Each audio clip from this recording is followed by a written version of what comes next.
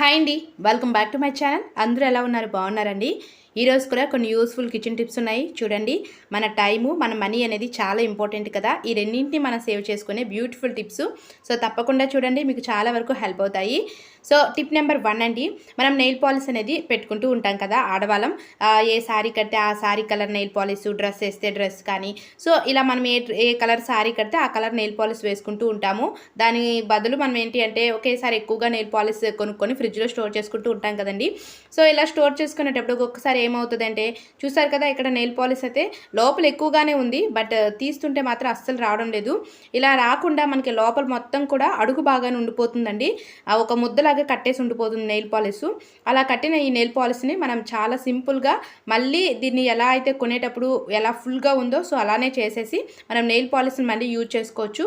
ఇక్కడ చూడండి, ఇక్కడ నేను కొంచెము దీని గురించి మనం పైసా ఖర్చు పెట్టాల్సిన అవసరం లేదండి. నెయిల్ రిమూవర్ ఉంటుంది కదా, ఒక 2 డ్రాప్స్ తీసేసుకొని ఈ విధంగా ఆ నెయిల్ పాలిష్లోని వేసుకోవాలి. వేసుకొని అటు ఇటు ఒక 2 సార్లు షేక్ చేయండి ఆ నెయిల్ పాలిష్ని. ఇలా షేక్ చేయడం వల్ల ఏంటి అంటే ఆ లోపల ముద్దలాగా కట్టుకున్నదంతా కూడా నెయిల్ పాలిష్ ఎలా అయితే ఉంటుందో సో లూజ్గా అయిపోతుంది.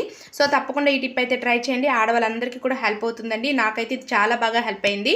మీరు కూడా ట్రై చేసి ఎలాగుంది అనేది కింద కామెంట్ సెక్షన్లో తెలియచేయండి.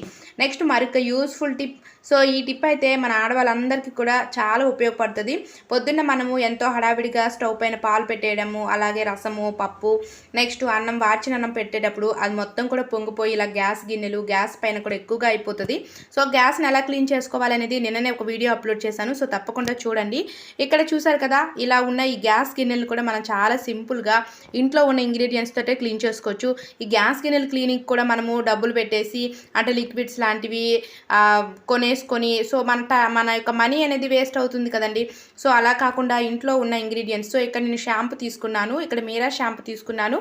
మీరు మీ హెడ్ బాత్కి అంటే తలంటు స్నానం చేసేటప్పుడు షాంపూ వాడతారు కదా, మీ ఇంట్లో ఏది అవైలబుల్గా ఉంటే అది కొంచెం తీసుకోండి. మరీ ఎక్కువ అవసరం లేదు. తీసుకొని అందులో కొంచెం వేడి నీళ్ళు వేయండి. ఇందులో ఇంకే బేకింగ్ సోడా అయితే వేయవలసిన అవసరం లేదు. బేకింగ్ సోడా వేసినా క్లీన్ అవుతుంది, కానీ మనం ఆల్రెడీ చాలా వీడియోస్లో బేకింగ్ సోడా యూజ్ చేశాం కదండి. సో అందుకోసం నేను ఇక్కడ బేకింగ్ సోడా అయితే చూపించట్లేదు. ఓన్లీ షాంపూ, హాట్ వాటర్ మాత్రమే వేసుకొని ఇలాంటి స్క్రబ్బర్ తీసుకొని ఇలా చూసారు కదా, ఇలా మొత్తం కూడా క్లీన్ చేసేయండి గట్టిగా. ఇలా క్లీన్ చేసేస్తే మనకి ఆ లోపల పప్పు పొంగిపోయేటప్పుడు కానీ పాలు పొంగిపోయేటప్పుడు ఆ లోపల మొత్తం కూడా ఎండిపోయి అంటే డ్రై అయిపోయి ఇంకా అలానే ఉండిపోతూ ఉంటాయి. వీటిని మళ్ళీ క్లీన్ చేయడానికి వాటర్లో నానబెట్టడం. సో ఇదంతా పెద్ద పని అండి, మనకు అంత టైం కూడా ఉండదు కదా. సో అందుకోసమే ఇలా మీరు చాలా సింపుల్గా క్లీన్ చేసుకోవచ్చు. దీని గురించి ఎక్కువ టైం తీసుకోవాల్సిన అవసరం లేదు, అలాగే మనీ కూడా కట్ చేయవలసిన అవసరం లేదు కదండి, ఇంట్లో ఉన్న ఇంగ్రీడియంట్స్ కదా. సో ఇలా మొత్తం కూడా క్లీన్ చేయండి. అదేవిధంగా ఆ షాంపూ వాటర్ తోటే మీరు స్టవ్ ఉంటుంది కదా, సో స్టీల్ స్టవ్ అనుకోండి మీది, ఆ స్టీల్ స్టవ్ను కూడా క్లీన్ చేసేసి స్టవ్ వెనకాల ఉన్న టైల్స్ కూడా మనకి జిడ్డుగా ఉంటాయి. కర్రీ ఏదైనా ప్రిపేర్ చేసినా సరే ఆ టైల్స్ మొత్తం కూడా జిడ్డు పేరుకుపోయి ఉంటుంది. మనం డైలీ క్లీన్ చేయడానికి అంత టైం ఉండదు కాబట్టి మీరు ఇలా కనుక ఒక వీక్లీ 2-3 టైమ్స్ ఇలా చేసుకున్నారనుకోండి, అంటే రోజులో ఒక 5 మినిట్స్ కేటాయిస్తే సరిపోతుందండి. మరి ఎక్కువ టైం అయితే అవసరం లేదు. సో చూసారు కదా, మనకి ఏంటి అంటే కిచెన్ రూమ్ అనేది చాలా ఇంపార్టెంట్. ఎందుకంటే మనం తీసుకునే ఫుడ్ అంతా కూడా మన కిచెన్లోనే ప్రిపేర్ చేస్తూ ఉంటాం కాబట్టి కిచెన్ రూమ్ ఎంత నీట్గా ఉంటే మన హెల్త్ అనేది అంత బాగుంటుందండి. సో అందుకోసమే ఇంత క్లియర్గా అయితే చెప్తున్నాను. సో స్టవ్ని అయితే నీట్గా ఇలా క్లీన్ చేసేసుకుంటే సరిపోతుంది. అలాగే ఆ గిన్నెలను కూడా ఇలా క్లీన్ చేసుకోవాలి. నెక్స్ట్ మరొక యూస్ఫుల్ టిప్ అండి. సో ఈ టిప్ అయితే మన అందరికీ హెల్ప్ అవుతుంది. మీ ఇంట్లో ఎలకలు ఎక్కువగా ఉన్నాయా ఉంటే తప్పకుండా వీడియో అయితే చూడండి. చూసారు కదా, ఇక్కడ నేను 2 స్పూన్స్ గోధుమ పిండి తీసుకుంటున్నాను. ఈ గోధుమ పిండి ప్లేస్లో మీరు శనగపిండి అయినా తీసుకోవచ్చు, వరిపిండి అయినా సరే తీసుకోవచ్చు. మనకేంటి అంటే ఇప్పుడు ఇల్లు లోపలంతా కూడా బాగానే ఉంటుందండి. సో పగలంతా బాగుంటుంది, కానీ నైట్ అయ్యేసరికి ఎలకలు కిచ్కిమని సౌండ్ చేస్తూ బయట నుంచి దూరిపోతూ ఉంటాయి. ఇంట్లో ఏదైనా చిన్న కన్నం ఉందనుకోండి, చిన్న హోల్ ఉంటే చాలు, ఆ హోల్ నుంచి దూరిపోతూ ఉంటాయి. మన ఇంట్లో లేకపోయినా పక్కింట్లో ఉన్నా సరే పక్కింటి నుంచి కూడా కిందన చిన్న గ్యాప్ ఉంటే చాలు, ఇంకా చుంచెరుకలు గట్టు ఉంటాయి కదా చాలా చిన్నవి, సో అవన్నీ కూడా దూరిపోతూ ఉంటాయి. సో ఇలాంటప్పుడు ఈ ఎలకలు మనం చాలా సింపుల్గా అంటే ఎలాంటి వీటికి మందు పెట్టేసి మార్కెట్లో కొనేసి అలాంటివేవి కూడా లేకుండా చాలా సింపుల్గా మన ఇంట్లో ఉన్న ఇంగ్రీడియంట్స్ తోటి ఇలా ప్రిపేర్ చేసేసుకొని ఎలకలకి పెట్టామనుకోండి, ఇంట్లో ఉన్న ఎలకలన్నీ బయటకు పారిపోతాయి. ఇక్కడ నేను 2 స్పూన్స్ గోధుమ పిండి తీసుకున్నాను, అలాగే 1 స్పూన్ వరకు కూడా షుగర్ అండి, పంచదార అయితే తీసుకున్నాను. షుగర్ అయితే మాత్రం తప్పకుండా వేయాలి, ఎందుకంటే స్వీట్గా ఉంటుంది కాబట్టి మనకి ఎలక అనేది చాలా త్వరగా తినేస్తుంది అన్నమాట. నెక్స్ట్ ఇందులో ఇంకోటి ఏంటి అంటే హార్బిక్ అయితే యాడ్ చేస్తున్నాను. హార్బిక్ మనకి ఏంటి అంటే కెమికల్ ఉంటుంది కదా, అంటే యాసిడ్ గుణాలు ఉంటాయి కాబట్టి ఎలకలు తినేటప్పుడు వాటి యొక్క కడుపు అనేది ఉబ్బిపోయే ఛాన్స్ ఉంటుంది. సో బయటికి వెళ్ళి కడుపు అంతా ఉబ్బిపోయి బయటికి వెళ్ళి చనిపోయే ఛాన్స్ కూడా ఉంటుందండి. వీటిని మీరు డైరెక్ట్గా చేతితో ఎప్పుడు తీసుకోకూడదు. అలాగేనండి కలిపేటప్పుడు కూడా మీరు అంటే స్టీల్ బాక్సుల్లో కానీ అంటే మీరు యూజ్ చేసే డబ్బాలు బాక్సుల్లో యూజ్ చేయకూడదు. ఇక్కడ చూసారు కదా, నేను సోప్ ఉంటుంది కదండి, మనము గిన్నెలు తోముకునే సోపు విమ్ కానీ ఎక్సెల్ కానీ, సో ఇలాంటి బాక్సులు ఉంటాయి కదా, ఖాళీ అయిపోయి బయట పడేస్తూ ఉంటాము.